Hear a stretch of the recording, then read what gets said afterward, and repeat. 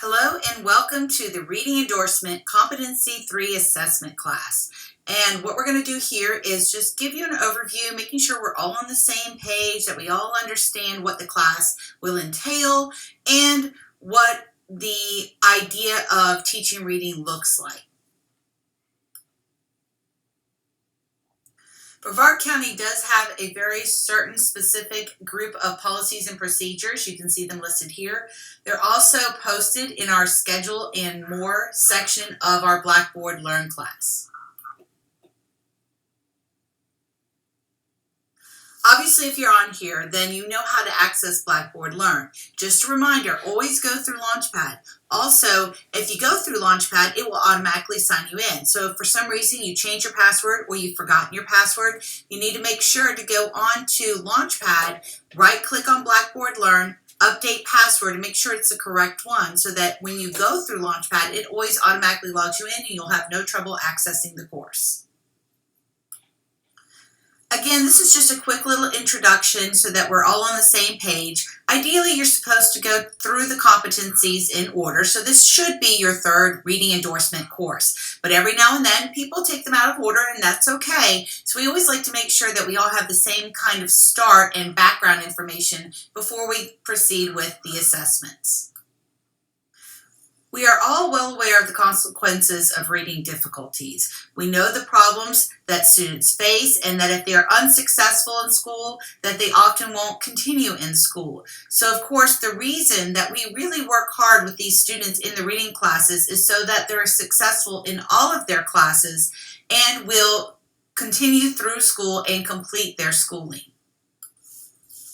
Of course, students who experience reading difficulties are often embarrassed. They have decreased motivation and self-esteem. They read less for fun, which starts that vicious cycle of if they're reading less, they're not doing as well as reading, or they're becoming not as good at reading, because we know reading is just like any other activity. You have to practice it to get better at it or to stay good at it. Many drop out of school, and if they do graduate, less than 2% attend colleges. Many of those students who do end up attending colleges have to go in and take those reading preparatory classes before they can even begin their regular coursework. Those courses often cost money and don't count as a credit, so it causes additional problems for them even if they do end up becoming one of those 2% that attend college. We have many different factors that contribute to our statistics of illiteracy. A typical child in the U.S. engages of 28 hours of screen time a week. 42 million adult Americans can't read. Now understand, when we say illiterate, that doesn't mean that they can't read any words. That means they're not reading at the level that they're supposed to be reading at. And that's what we call illiterate. That means a person who graduated high school, who should be at a 12th grade reading level, may be reading at a 6th grade reading level. That's why a lot of the newspapers and contemporary fiction type of books are written at a much more lower level than what the average American you would think should be able to read. For example, many young adult books, most of those are written at an average of a 4th grade reading level because, again, they're written for pleasure, so they shouldn't be challenging, and that's about where they figure that the not challenging level is for the majority of young adults. 50 million Americans are limited to 4th or 5th grade reading levels, far below the level needed to earn a living wage. And the number of illiterate adults is increasing by 2.25 million people every year. Many problems go along with illiteracy. For example, 46% of American adults cannot understand the label of their prescription medication. 50% of American adults are unable to read an 8th grade level book. Again, why those popular fiction authors are tending to write more at a 6th grade or below reading level. 60% of America's prison inmates are illiterate, and 85% of all juvenile offenders have reading problems. When states project how many prison beds they will need, they factor in the number of kids who read well below 4th grade level. Many years ago, it used to be just a few states. Now, almost all 50 states use the standardized testing of students in 3rd grade at the end of their 3rd grade year to determine and project how many prison beds they're going to need when those students are 18. It's kind of a sad statistic.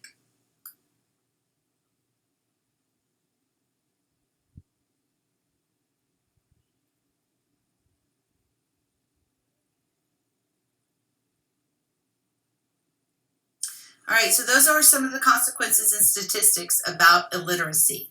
But you're here, you're taking these courses, you want to help. So when you teach reading, what should you be teaching your students? According to the formula for Florida reading success, we have 6 components of reading, the first of which is phonemic awareness. In order to be able to read, you must be able to hear the phonemes. The phonemes are the individual sounds that letters make. Phonemic awareness is required to read. This has to be taught if it does not come easily to the student. Phonemic awareness is often developed before they ever enter school. It's also the difference between phonemic awareness and phonics is phonemic awareness you can do in the dark. Phonics is the next component of reading. This is where you blend the phonemes into actual words. It includes being able to read words on sight and not have to sound them out. Those typical sight words we talk about. Again, this must be taught if it does not come easily to the student.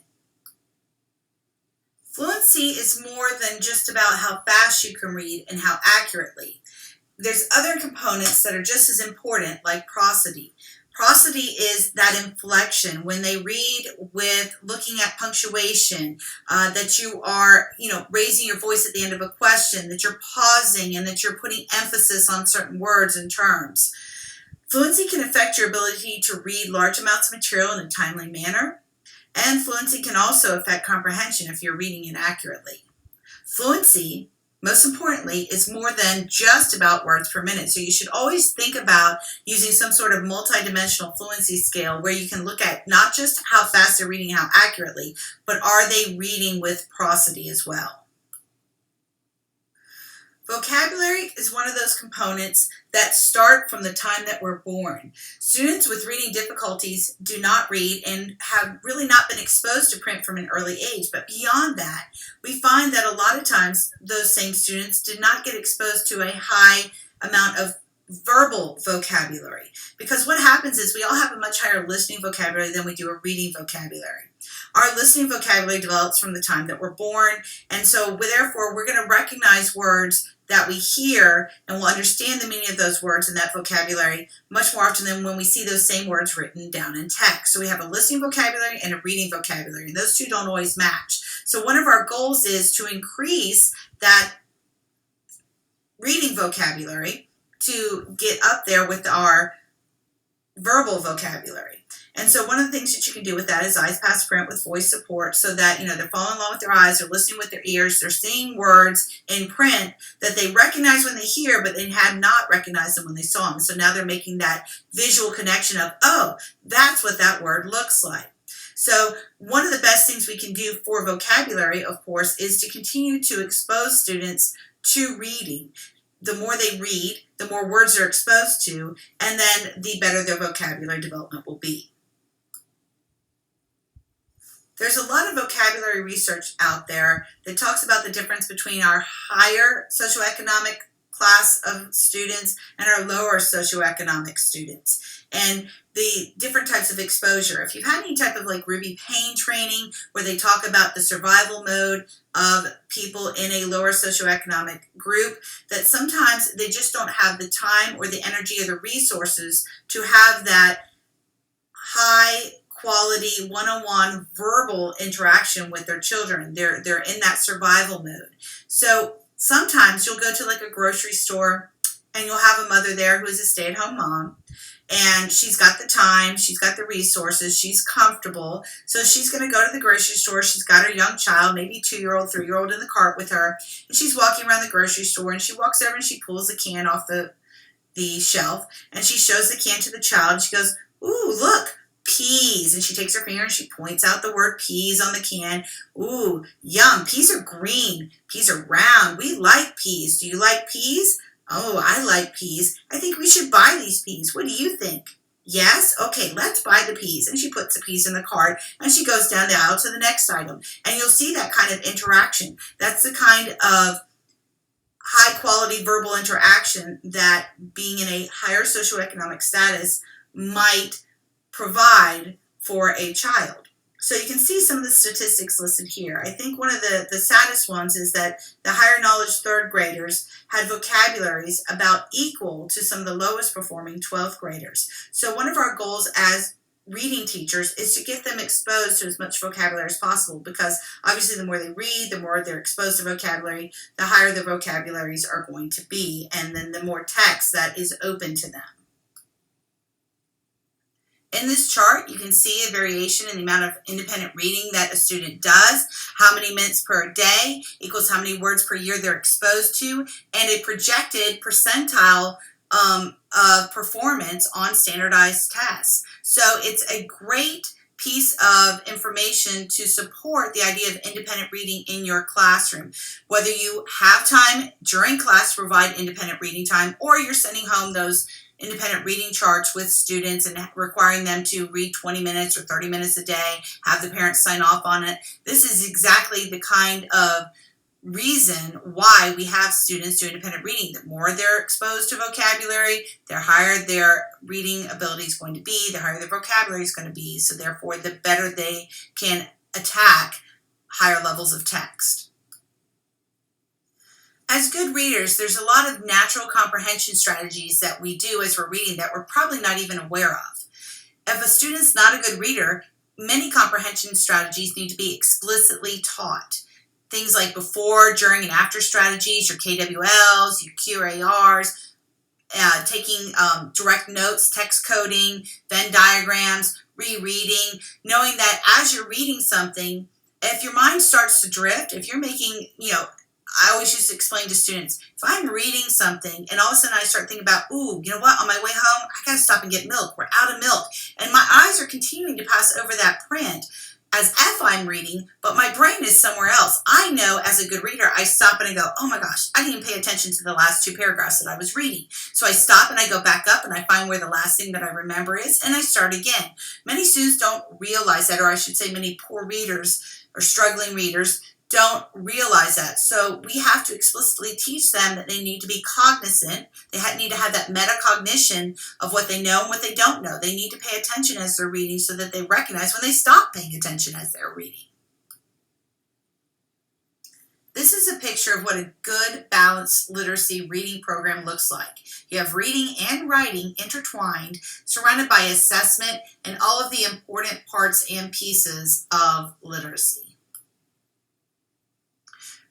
Reading aloud is appropriate for all grade levels, from pre-K to high school.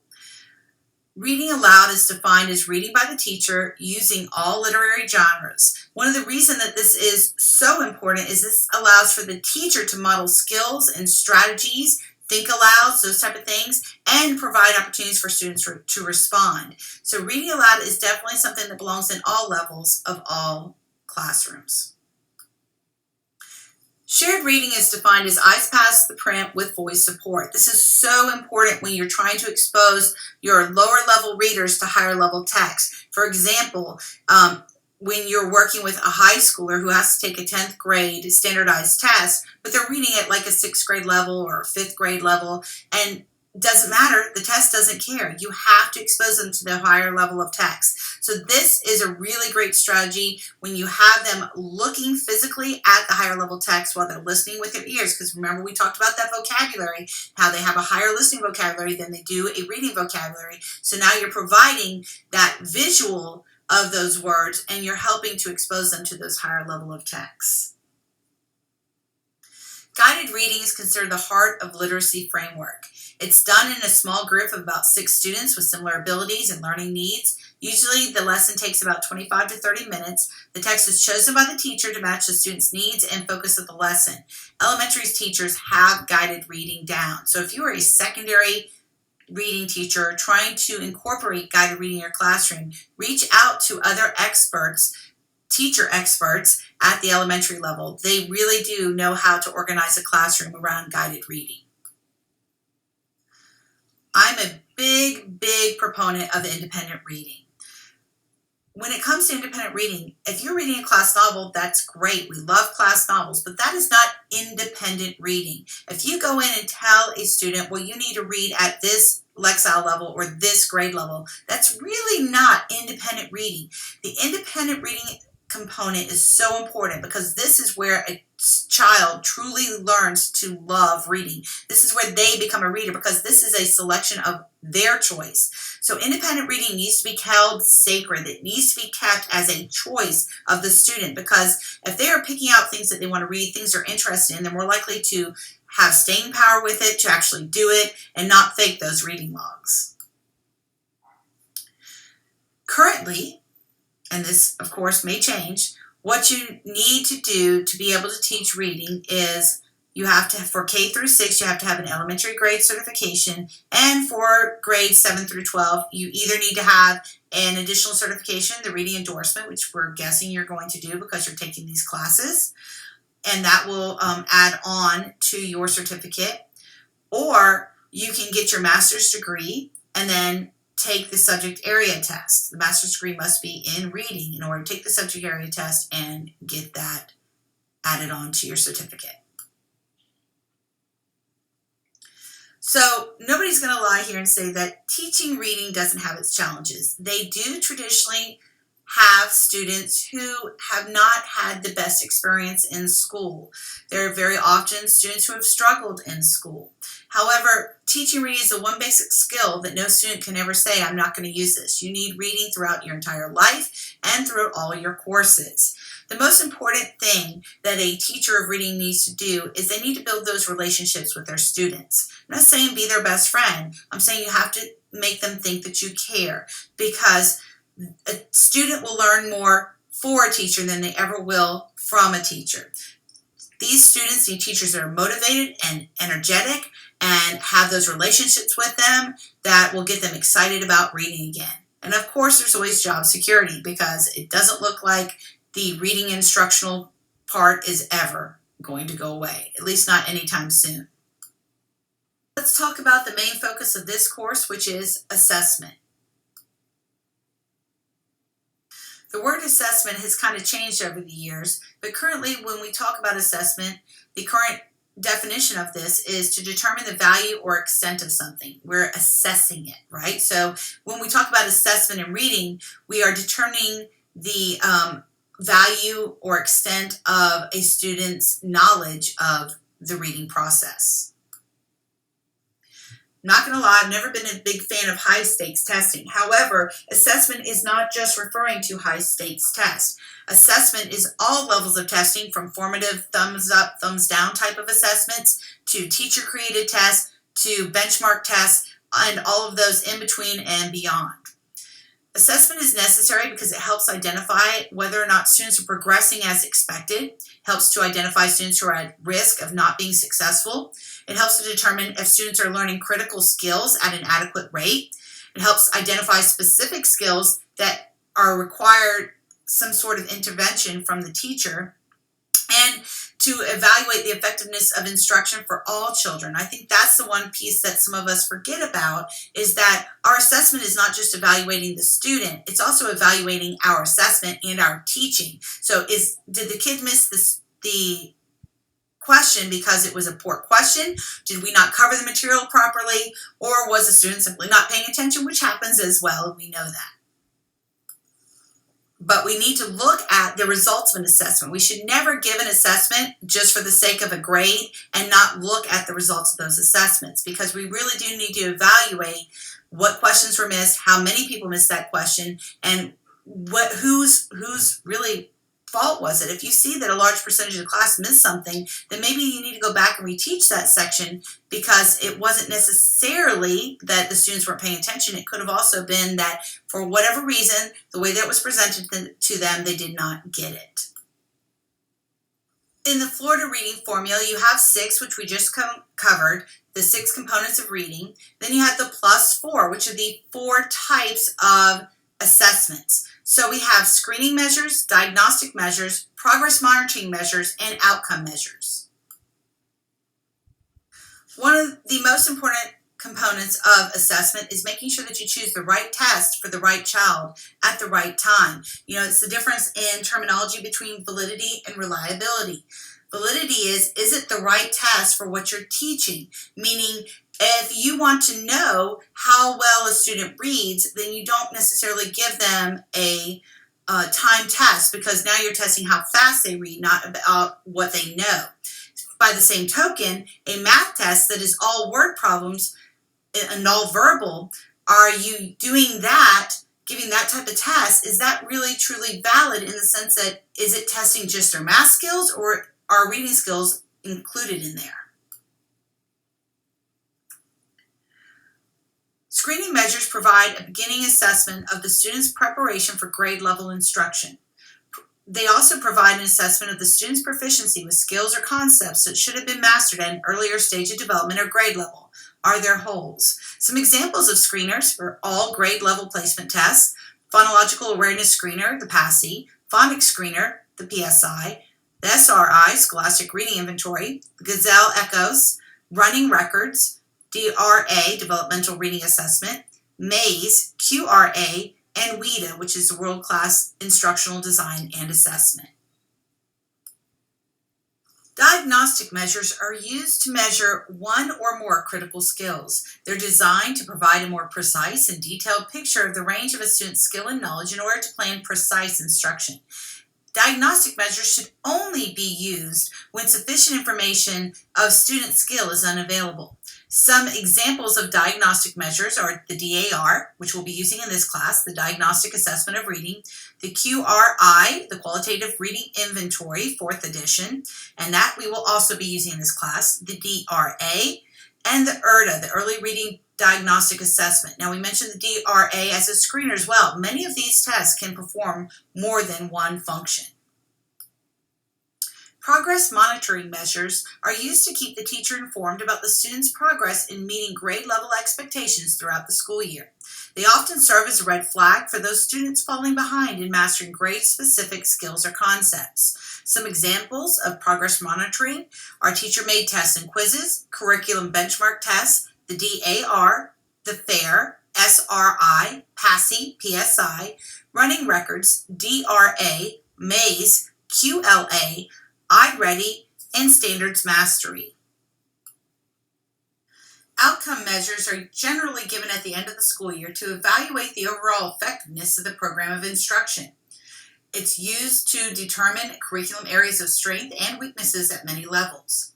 It also assists in determining what's next at the school or grade level. Some examples of outcome measures are the FSA and those type of high-stakes testing, the QLA, SAT or ACTs, AP exams, certification exams, EOCs, and of course exams, and those type of things.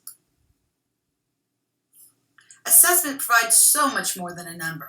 To look beyond a grade level, risk factor, or even an FSA score, one must delve into the mistakes a child made. Look for patterns of responding. Ask, what were they thinking to elicit that response? Because no error is an accident. When a child does produce an error on an assessment, try to determine what caused the error. Is fluency a problem? Is accuracy a problem? Is lack of sight vocabulary causing the accuracy and fluency problem?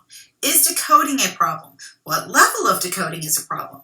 Are early skills mastered but not advanced skills? There's so many questions to ask every time you look at an error, because just like we said on the previous slide, no error is an accident.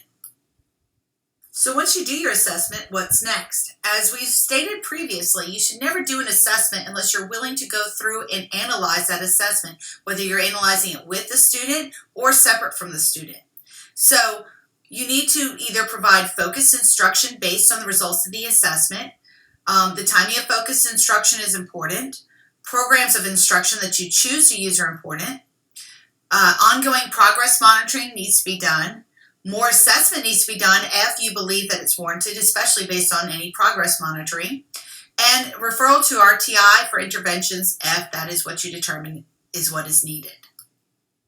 Again, all assessments should be used to guide instruction. If you're not going to use the assessment, don't give the assessment unless it's required or mandatory from the state or district or school. All assessments should be used to guide your instruction. Instruction in reading needs to be differentiated to students' needs, which is why we give a variety of assessments. And guided reading groups should address individual student needs. Those needs are identified through ongoing assessments. This takes me to a story of my father. My father is a man's man. He golfs, he hunts, he fishes. He's also a retired educator and an avid reader. So one of the things I love about my father is my father will read anything and everything. It doesn't matter to him if it's a book geared towards women, a book geared towards men, a book geared towards teens, or a book geared towards adults. So one of the things he's always done is ask me, what's new, what's out there, what should I be reading? And I love that for me because I think that this is such an accurate quote, that a children's story, which is only enjoyed by children, is a bad children's story. A children's story, a good story, should be universal. And I think, again, that's what we're trying as reading teachers. We're trying to build up our students' reading skills, but we also have to teach them to become lifelong readers.